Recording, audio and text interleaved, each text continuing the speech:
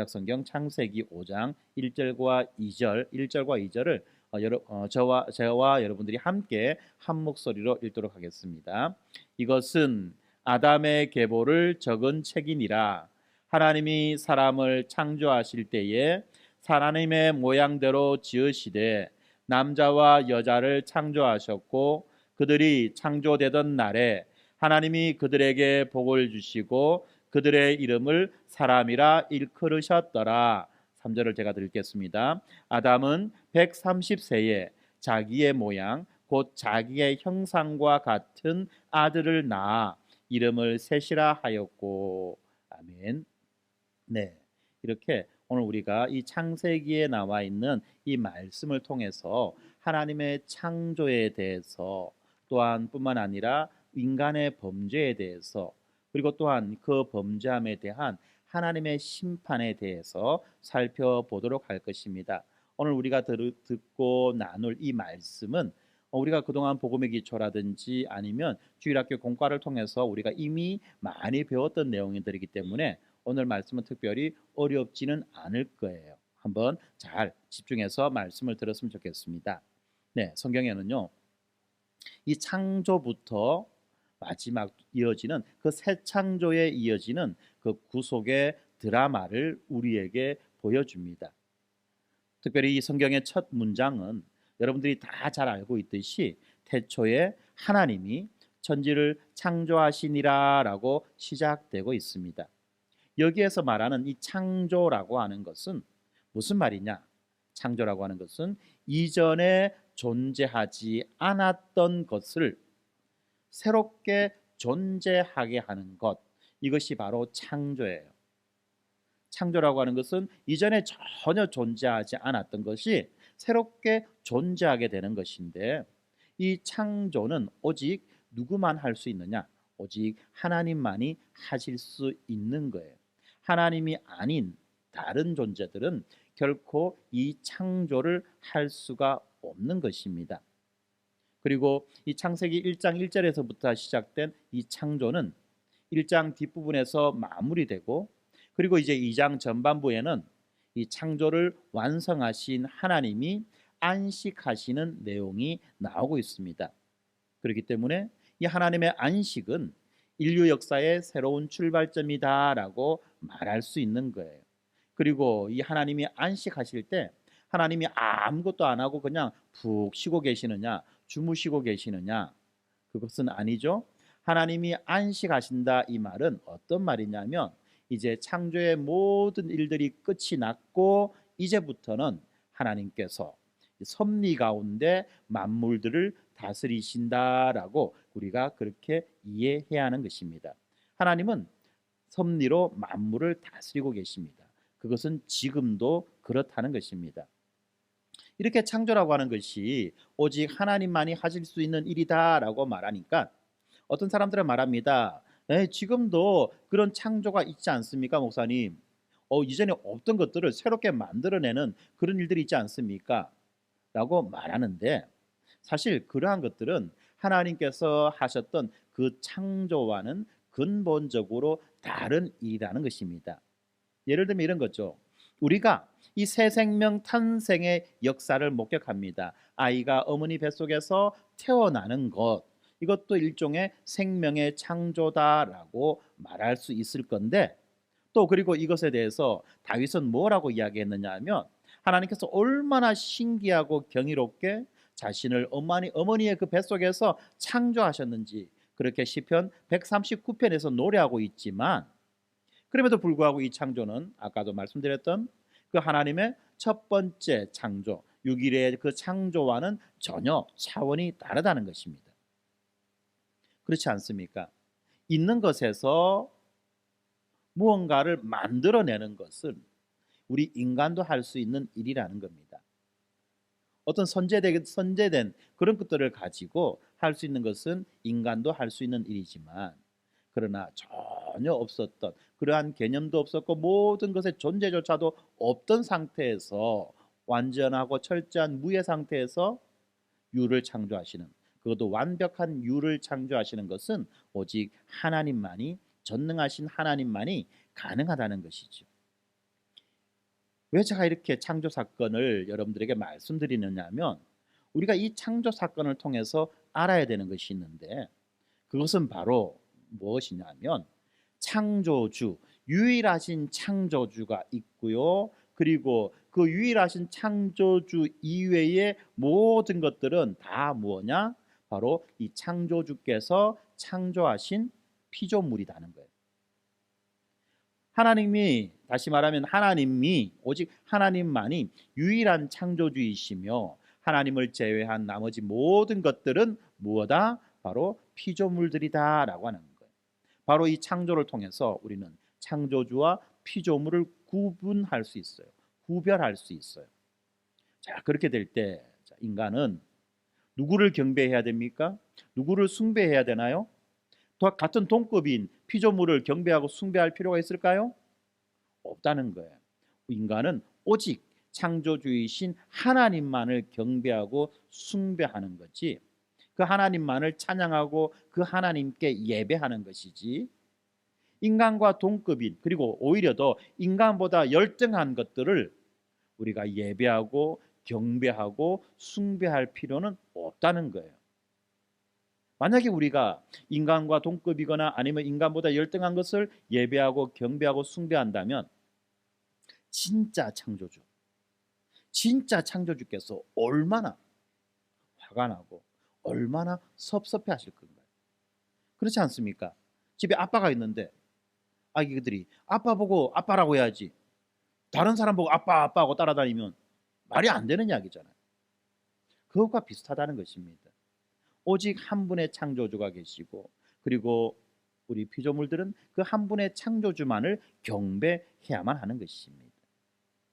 특별히 그럴 때에 인간의 존재에 대해서 우리가 알아야 돼요. 이 피조 세계에서 인간의 지위와 인간의 위치가 어느 자리에 있는지 우리가 이것을 분명히 알아야 되는 것입니다.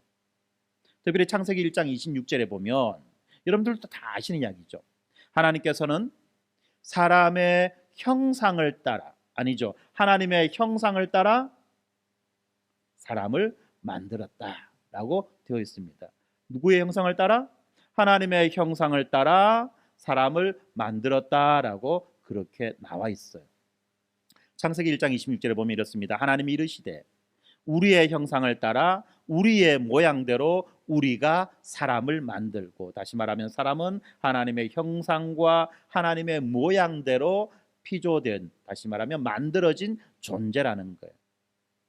그리고 이것을 오늘 우리가 보았던 이 말씀을 가지고 볼 때 이렇습니다. 우리가 보았던 말씀 창세기 5장 1절부터 이어지는 말씀을 볼 때 하나님이 사람을 창조하실 때에 하나님의 모양대로 지으시되 남자와 여자를 창조하셨고 그들이 창조되던 날에 하나님이 그들에게 복을 주시고 그들의 이름을 사람이라 일컬으셨더라.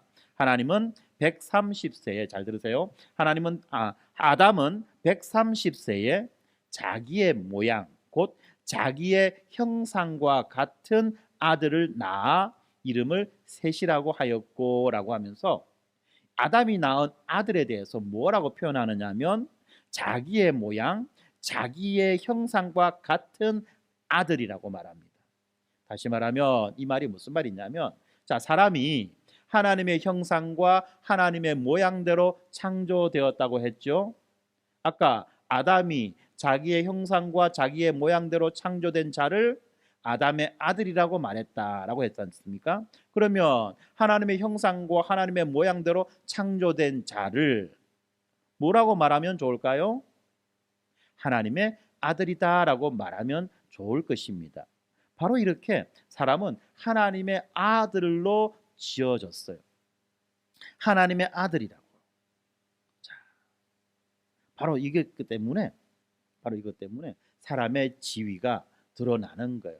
하나님의 아들로서 지어진 그 사람이 이제 무엇을 하느냐, 할 수 있느냐? 하나님을 대신하여 하나님을 대리하여 만물을 다스릴 수 있는 무엇? 대리 통치자가 될 수 있다는 그 말을 하는 것입니다. 자, 그리고 성경은 이 하나님의 창조를 두 가지 측면에서 기록하고 있는데 창세기 1장에서 보는 그 하나님의 창조는 뭐냐면 하나님께서 6일 동안 만물을 어떻게 창조하셨는지에 대한 모습을 보여주고, 그리고 난 다음에 이 창조가 다 완성되었을 때 하나님은 무엇을 하셨다? 안식하셨다. 하나님이 안식하셨다라고 하는 것을 우리에게 말해줍니다. 그런데 이 창세기 2장부터 나오는 또 창조의 이야기가 있습니다. 그러면 하나님이 만물을 두 번 창조하셨나? 그게 아니고 한 창조의 사건에 대한 두 가지 초점이라는 거예요.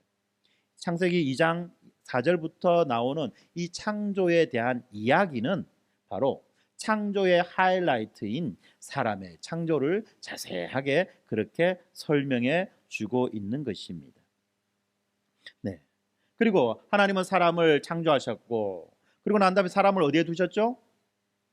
아무데나 두셨습니까? 땅바닥에다 버렸습니까? 어디에 두셨습니까? 어떤 동산? 에덴 동산에다. 그렇죠? 하나님은 사람을 창조하시고 사람을 어디에 두셨느냐면 에덴 동산에다가 사람을 두셨습니다. 특별히 하나님은 사람을 위하여서 에덴 동산을 만드셨다라고 말할 수 있는 거예요. 그때 이 에덴이라는 말의 뜻이 뭐냐?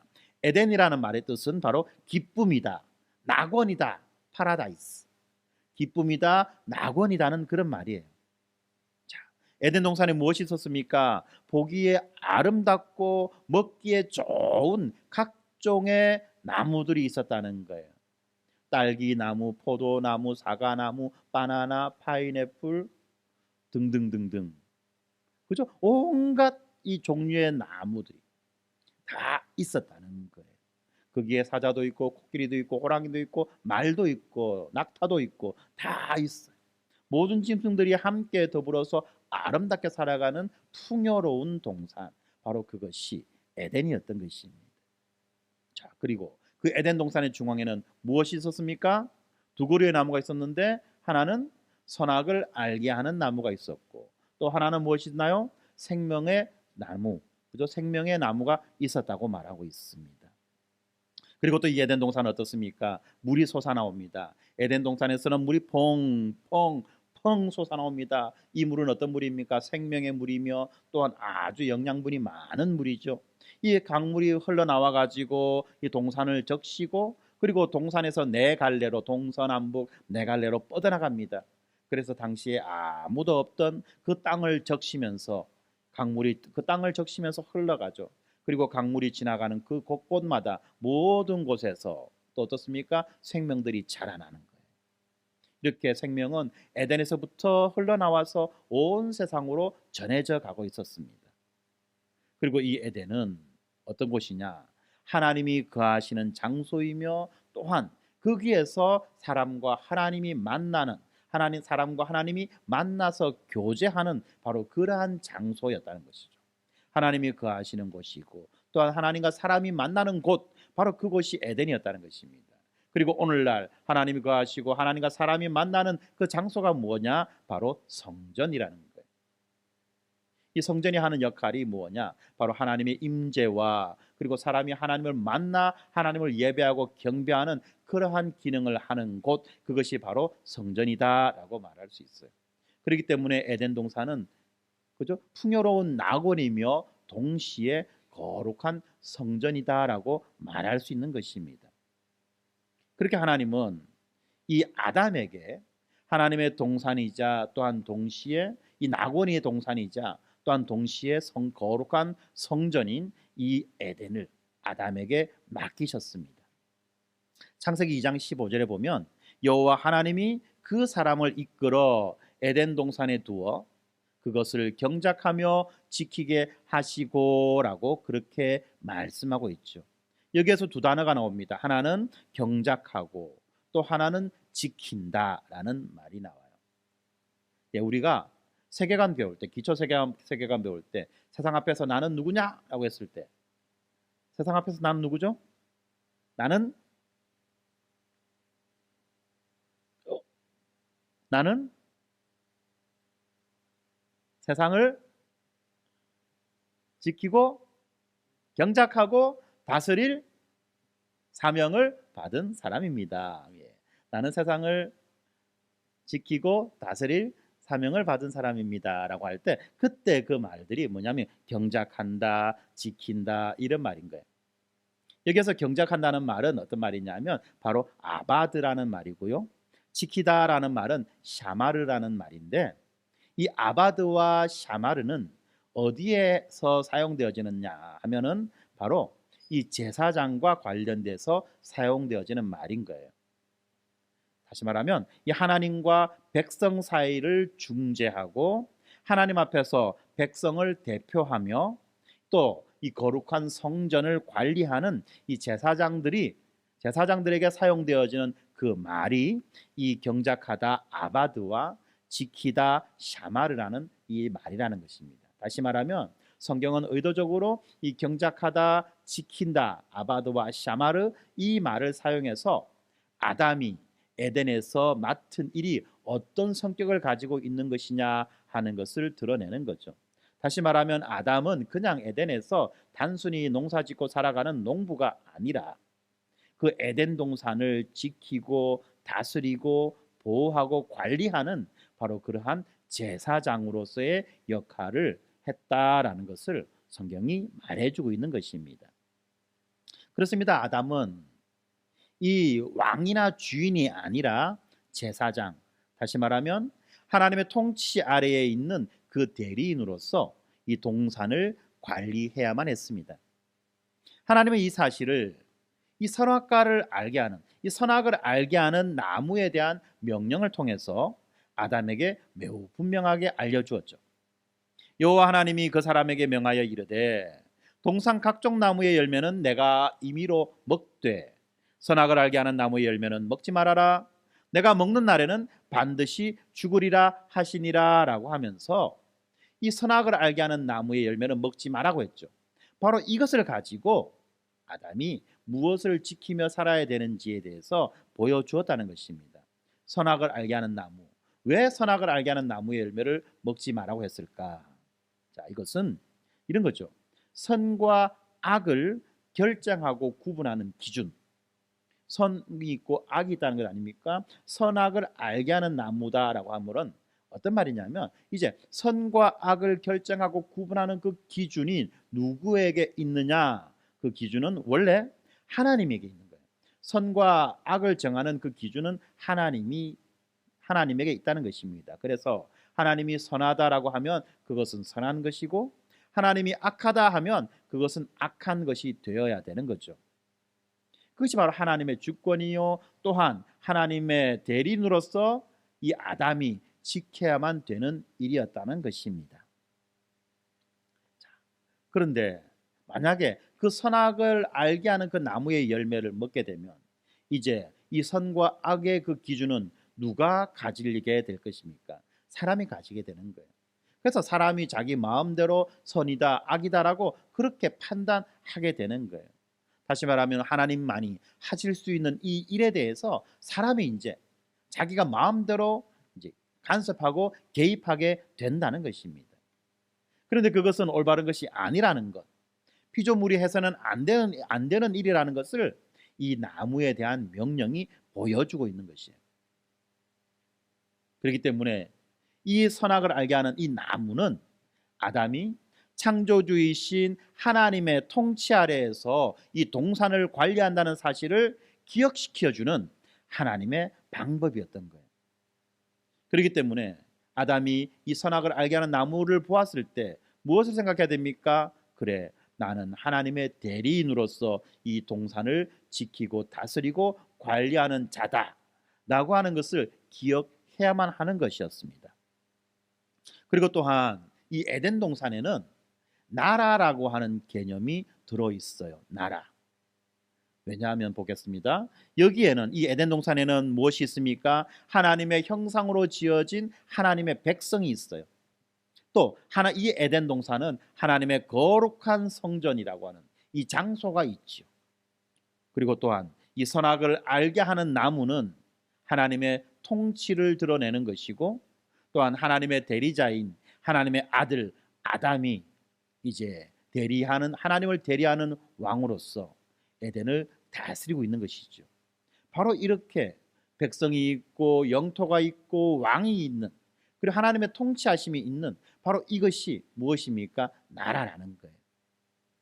다시 말하면 하나님은 태초에 창조 안에서 하나님의 나라를 세우셨다라고 그렇게 말할 수 있는 것입니다. 하나님의 백성이 하나님의 처소에 거하며 하나님을 대리하는 자에 의해서 하나님의 통치를 받는 것입니다. 거룩한 백성이 거룩한 장소에 거하며 거룩한 법으로 거룩한 아들의 다스림을 받는 것, 이것이야말로 하나님의 나라다라고 말할 수 있지 않겠습니까? 그리고 이 에덴 동산의 그 기쁨과 즐거움과 그 풍요함은 바로 하나님의 나라의 성격이 어떠한 것인지를 우리에게 잘 보여주고 있다는 것입니다. 그렇기 때문에 하나님이 지으신 그 하나님의 나라, 하나님이 지으신 그 세상은 너무나도 완벽하기 때문에 사람이 죄를 지을 필요가 없다는 거예요. 사람이 죄를 지을 필요가 없는 그러한 세상, 그러한 나라였다는 것입니다. 그래서 이제 창세기 3장에 보면 무엇이 나오느냐면 사람의 범죄함이 나오는데, 이 성경은 어떤 방식으로 이 사람의 범죄함을 기록하고 있느냐, 적어가고 있느냐 하면, 사람이 왜 죄를 짓느냐, 사람이 도대체 무엇 때문에 죄를 짓느냐, 이것을 말하는 것이 아니라 사람이 어떻게 죄를 짓고 있느냐, 어떻게 죄를 짓느냐라고 하는 것을 보여주고 있어요. 그리고 이것을 말하기 위해서 주어가 바뀝니다. 창세기 1장에서 주어는 태초에 하나님이라고 시작하는데, 창세기 3장에 오면 주어가 어떻게 되느냐 하면 그런데 뱀은이라는 말로 시작하는 것입니다. 이렇게 성경은 뱀이 어디서 왔는지는 말해주지 않아요. 그런데 분명한 것은 이 사탄이 뱀의 형체로 등장한다는 것을 말해주고 있습니다. 그리고 이 뱀이 등장한 목적은 무엇냐? 이 사탄이 뱀의 형상으로 등장한 그 목적은 무엇냐? 바로 하나님께서 선하게 창조하신 모든 것을 망가뜨려 버리기 위해서, 모든 것을 더럽히고 오염시켜 버리기 위해서 이 뱀이 왔다는 거예요. 그리고 그 뱀은 어떻습니까? 하나님을 흉내내어서 이제 하나님의 형상을 따라 지어진 그 인간을 사탄의 형상으로 바꾸어 놓으려고 그렇게 시도하고 있다는 것입니다. 그래서 이 사탄은 하나님의 말씀을 맥락과는 상관없이 왜곡 인용해 가지고 하와를 유혹합니다. 3장 1절에 보면은 이렇게 나와 있습니다. 하나님이 참으로 너희에게 동산 모든 나무의 열매를 먹지 말라 하시더냐 라고 뱀이 여자에게 묻습니다. 동산 모든 나무의 열매를 먹지 마라 하더냐, 아무것도 먹지 말고 쫄쫄 굶으라고 하더냐 라고 지금 뱀이 여자에게 묻는 거예요. 하나님은 뭐라고 말씀하셨습니까? 동산 각종 나무의 열매는 내가 임의로 먹되, 다시 말하면 네 마음껏 먹되 선악을 알게 하는 나무의 열매 그 하나만 먹지 말아라 라고 말씀했는데, 뱀은 이렇게 말하지 않지요. 그죠? 뱀은 오히려 이 말을 완전히 뒤집습니다. 그래서 하나님은 그 말씀을 왜곡할 뿐만 아니라 그 말씀의 진리를 완전히 부인하는 거예요. 그리고 하나님께서 선악을 알게 하는 나무의 열매를 먹는 날에는 반드시 죽을 것이다 라고 말씀했는데, 뱀은 뭐라고 말합니까?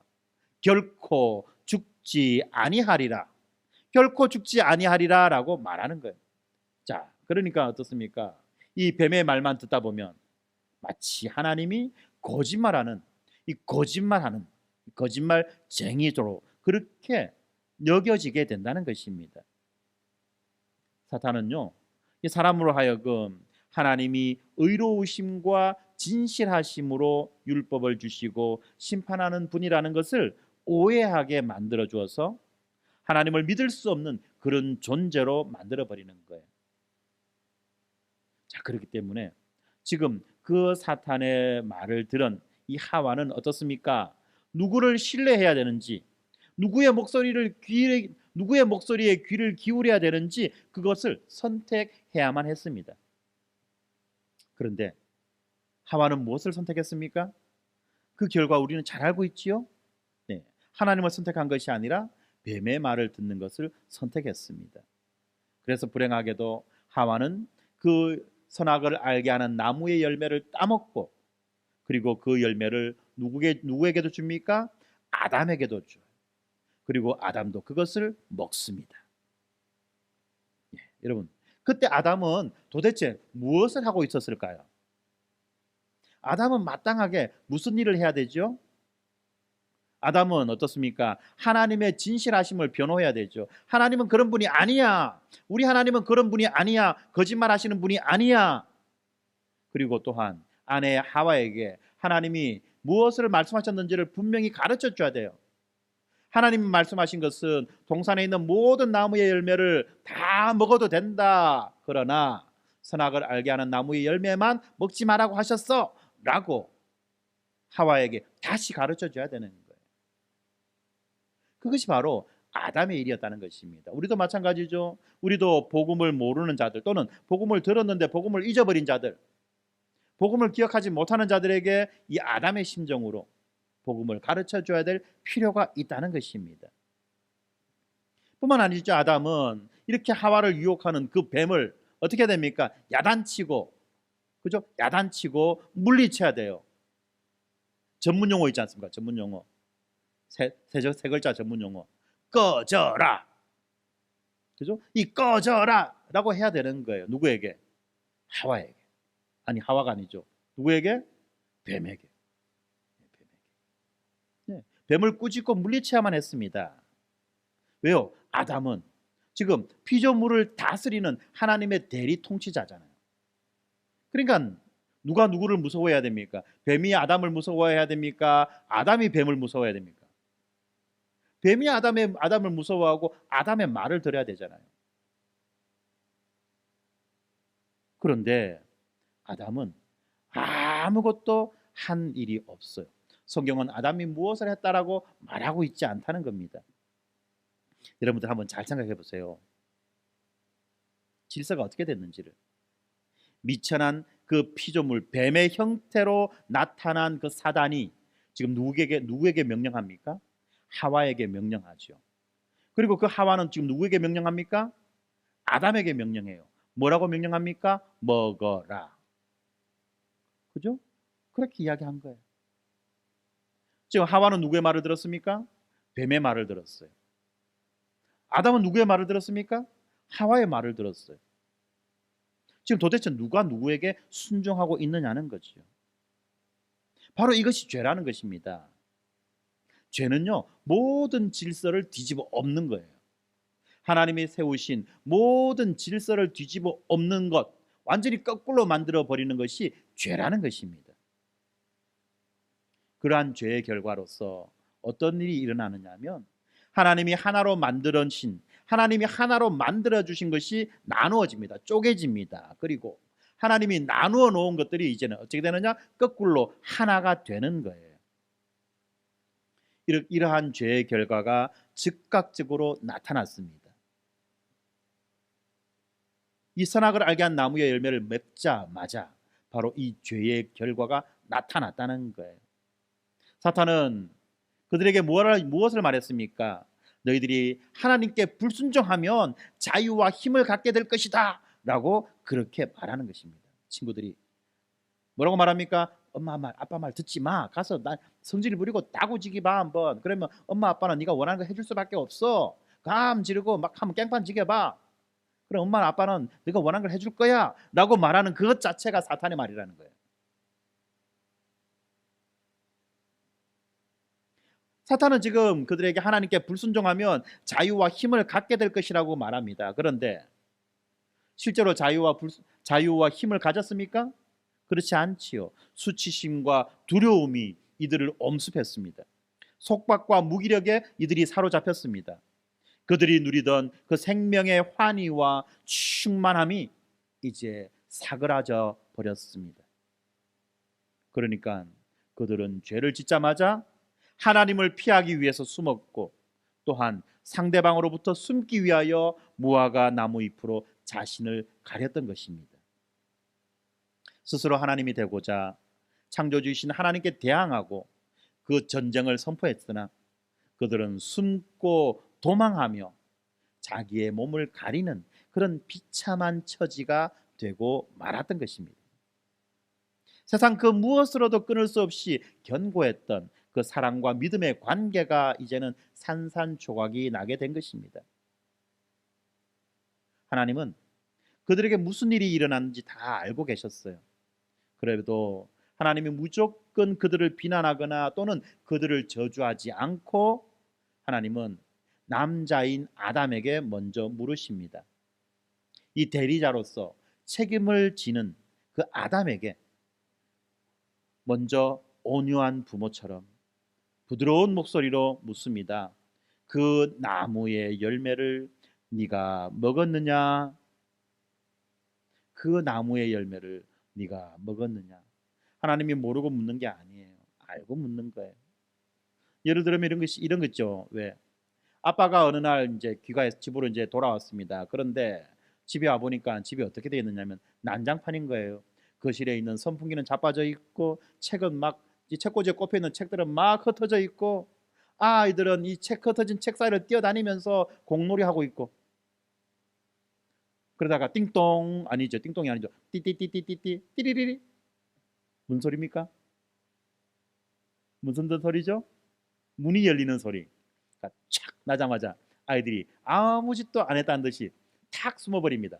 방으로. 자기 방으로 가서 공부하는 척 책을 탁 펼쳐서 책상에 딱 앉아 있습니다. 공은 거실에 땡땡땡땡땡 굴러가고 있고 아빠가 알까요? 모를까요? 얘들이 뭐 했는지 알겠죠, 그죠? 예, 압니다. 예, 그래서 묻습니다. 너희들 혹시 거실에서 공놀이 했니? 라고 묻는 것과 똑같다는 거예요. 몰라서 묻는 게 아니죠. 왜 이렇게 물을까요? 왜 이렇게 묻느냐면 바로 너희들이 잘못했다는 것을 인정하고 다시는 그렇게 하지 말아라는 그런 의미로 묻는 거예요. 하나님은 바로 그런 의미로 지금 아담에게 묻습니다. 아담아, 아담아, 혹시 네 그 나무 열매 먹었냐? 라고 묻는 거예요. 그러면 아담은 즉각적으로 하나님 죄송합니다라고 했어야 되는데 그죠? 참 이상하게 대답하잖아요. 하와도 마찬가지입니다. 하와도 하나님이 이렇게 물었을 때에 아담의 반응도 그렇고 하와의 반응도 그렇습니다. 핑계대는 거예요. 핑계대는 거. 아담이 뭐라고 핑계댑니까? 창세기 3장 12절에 보면 이런 말이 나옵니다. 하나님이 주셔서 나와 함께 있게 하신 그 여자 그가 그 나무 열매를 내게 주므로 내가 먹었나이다. 두 개의 단어가 한 개의 단어가 두 번 반복되죠. 하나님이 주셔서 나와 함께 있는 그 여자 그 여자가 내게 나무 열매를 주어서 내가 먹었습니다. 무슨 말입니까? 하나님이 괜히 쉴 데 없이 이 여자를 내한테 만들어 주갖고 이 여자가 내한테 그 나무 열매를 따준 거 아닙니까? 그래서 내가 그냥 먹었던 거예요. 지금 누구에게 책임을 돌리는 겁니까? 1차적으로 먼저 하나님에게 책임을 돌리는 거예요. 하나님을 비난하는 겁니다. 그리고 또 여자를 비난합니다. 여자도 마찬가지예요. 여자도 뭐라고 말합니까? 뱀이 나를 꼬셔가지고 내가 먹었습니다. 이 뱀 누가 만들었죠? 뱀 누가 만들었죠? 하나님이 뱀을 만들었잖아요. 그러니까 하나님이 쓸데없이 뱀 만들어가지고 말이야 내가 이렇게 된 거 아닙니까? 라고 하는 거예요. 지금. 그렇습니다. 이렇게 변명하고 핑계대는 것이 바로 타락한 인간의 전형적인 모습이라는 거예요. 남자는 여자를 비난하고 여자는 뱀을 비난합니다. 그리고 남자와 여자 둘 다 공통적으로 누구를 탓합니까? 하나님을 탓하고 있어요. 하나님이 이 여자를 주지 않았다면 하나님이 애초에 뱀을 만들지 않았다면 이런 일은 없었을 건데 라고 자기를 향한 그 화살을 다른 사람들에게 다 돌려버린다는 거예요. 만약에 이런 장면에서 우리가 하나님이었다고 한다면 아마 인류의 역사는 그러니까 성경의 기록은 여기에서 끝났을 거예요. 그죠? 어떻게 기록됐을까요? 아담과 하와를 위한 완벽한 세상을 만들었지만 그들은 죄를 범했고 나는 그들을 없애버렸다. 끝. 아마 이렇게 해가지고 성경이 끝나지 않았겠습니까? 하나님도 그 자리에서 당장 그들을 없앨 수도 있었지만 하나님은 그렇게 하지 않으시고 이들에게 매우 자비로운 그러한 판결을 내리시죠. 그리고 이 하나님의 이 판결에는 단순히 죄를 벌하는 것뿐만이 아니라 그들이 어떻게 회복되어지는지에 대한 이 회복을 위한 치료책이 함께 들어 있었던 것입니다. 사탄은 하나님을 왜곡해서 인간이 하나님의 형상이 아니라 사탄 자신의 형상을 따르게 해서 스스로 높아지려고 했습니다. 그런데 그 결과는 사탄과 그 사탄을 따르는 자들은 더 비참하고 비천한 처지로 떨어지고 말았던 것입니다. 그래서 하나님은 뱀에게 뭐라고 심판하시느냐? 흙을 먹을지니라 라고 심판하십니다. 흙을 먹는다라고 하는 것은 가장 비참한 상태예요. 가장 비참한 존재로 살아갈 수밖에 없다는 것입니다. 그리고 이 사탄의 영원한 패배를 선포하셨습니다.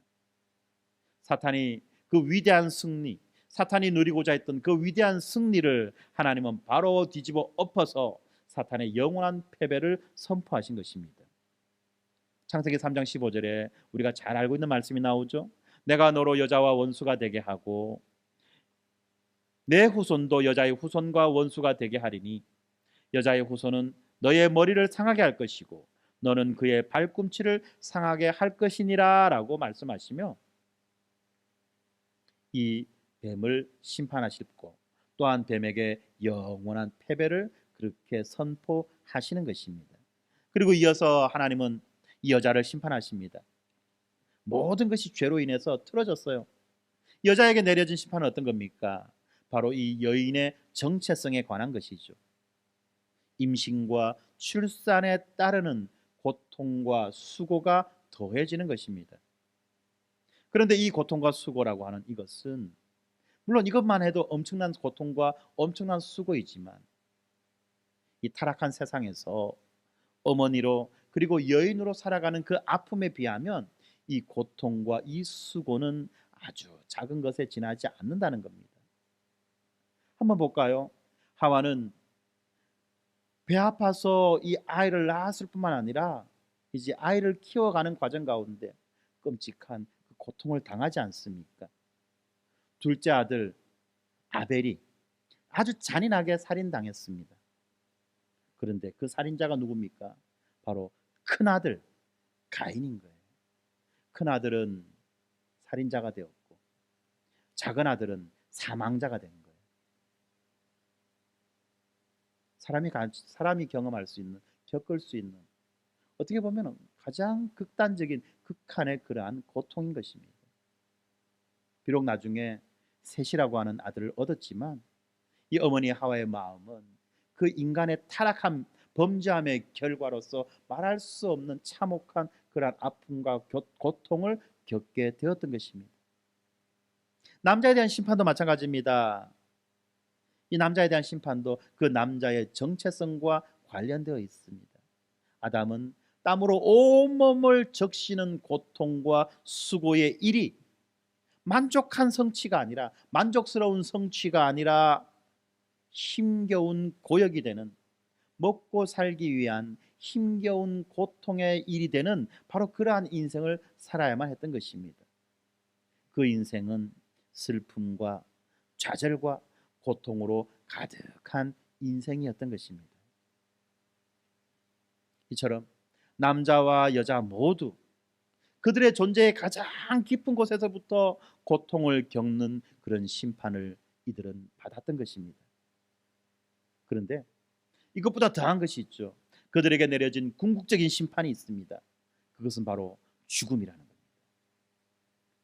사탄은 뭐라고 말했습니까? 너희 눈이 밝아져서 하나님과 같이 된다. 너희들은 절대로 죽지 않는 하나님처럼 된다라고 그렇게 말했지만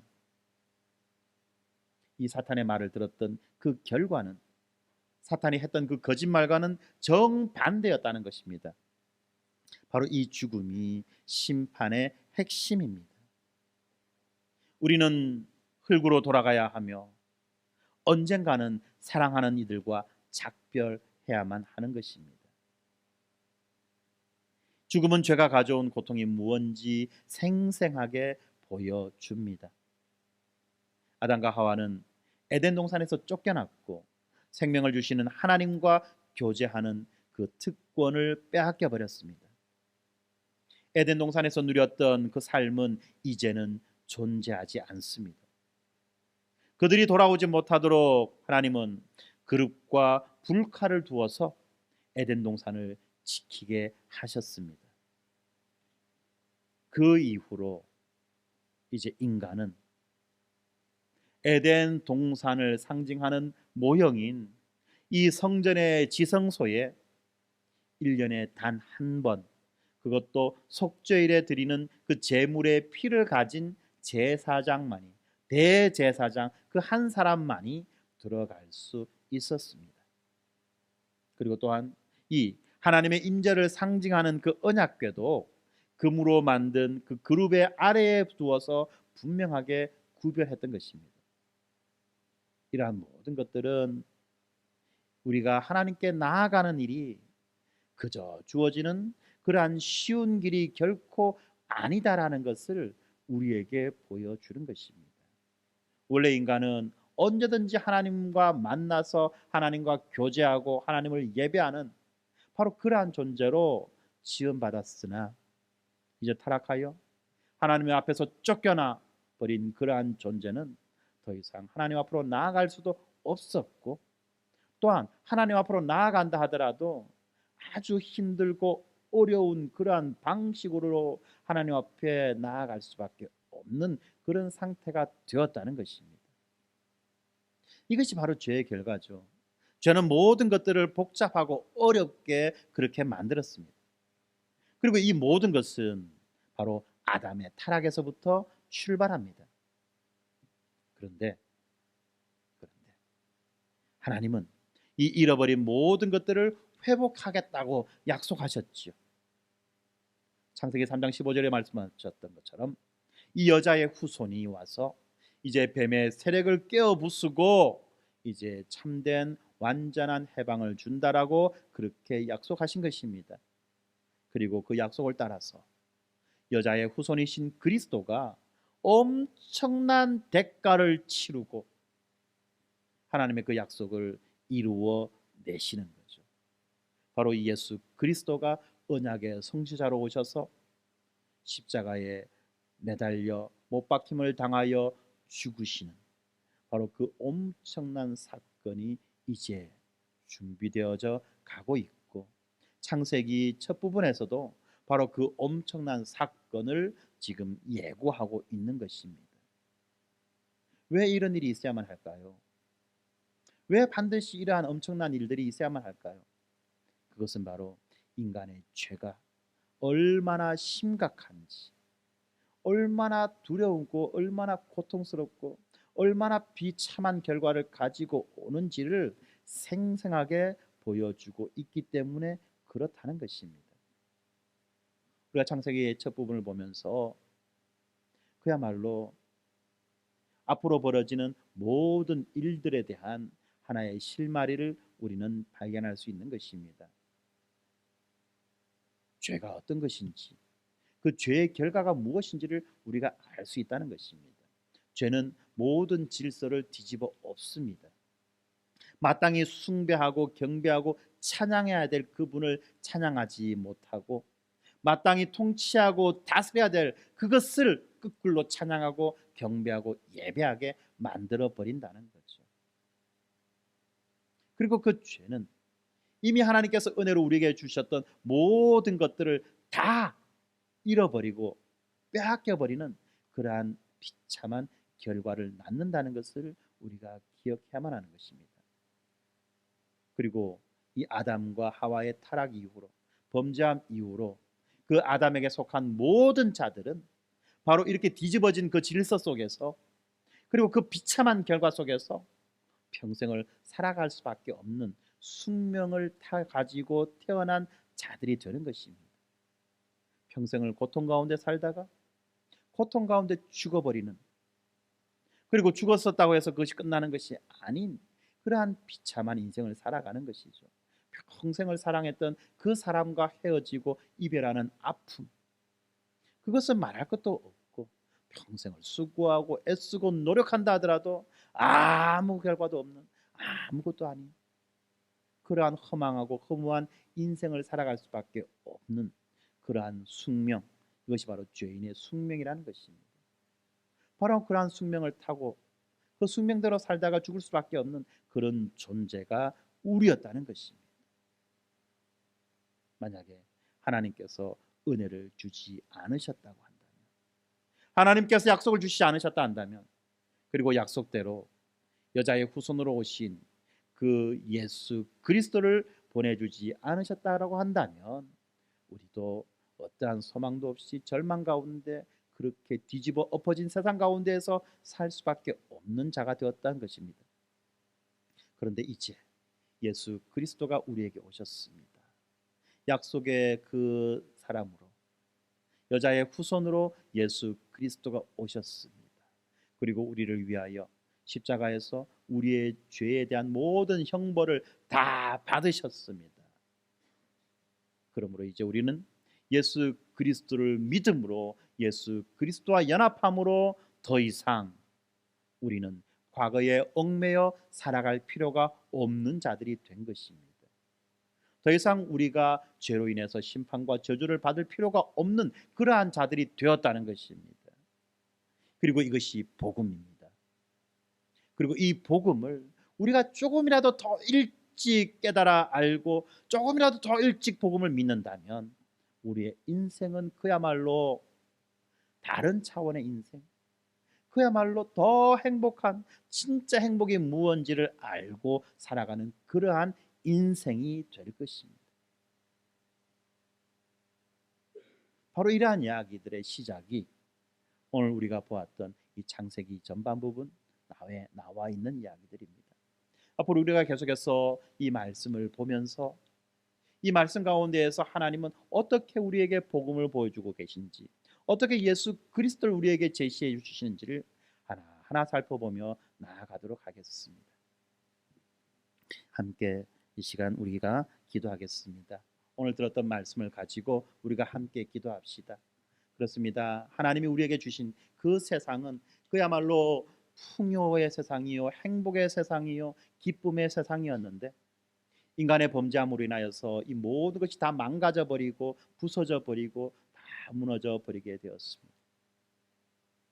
우리는 도무지 소망 가운데 살 수 없는 그러한 자들이었지만 이제 우리의 구원자 예수 그리스도가 우리에게 오심으로 인해서 이제 우리는 더 이상 슬픔과 고통과 고난에서의 그러한 삶을 끝내고 이제 하나님이 약속하신 그 복과 안식의 삶을 우리가 살아갈 수 있게 된 자들이 된 것입니다.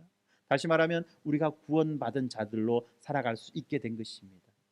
하나님, 이 구원이 우리에게 필요합니다. 우리에게 날마다 이 풍성한 구원을 허락하여 주셔서 우리가 이 구원 안에서 기쁨과 자유를 누리며 살아갈 수 있게 해달라고 우리가 함께 기도합시다. 아직까지 내가 예수를 잘 모른다고 한다면 하나님, 내가 예수를 깨달아 알 수 있도록 하나님 나에게 믿음을 주시고 영적인 거룩한 지혜와 지식을 더하여 주셔서 내가 예수 그리스도를 바르게 깨달아 알아 예수 그리스도 앞에 나의 온 인생을 맡겨드리는 그러한 인생을 살아가게 해달라고 우리가 함께 기도합시다. 내 힘으로 사는 것이 아니라 예수 그리스도의 힘과 능력에 의지하여서 그분이 이루신 모든 그 결과에 의지하여서 우리가 살아갈 수 있는 자가 되게 해달라고. 그래서 이제 더 이상 우리가 슬픔과 고통 가운데에서 살아가는 것이 아니라 영원한 하나님의 약속을 붙잡고 소망과 기쁨 가운데 살아가는 자가 되게 해달라고 우리가 함께 기도합시다. 기도하겠습니다.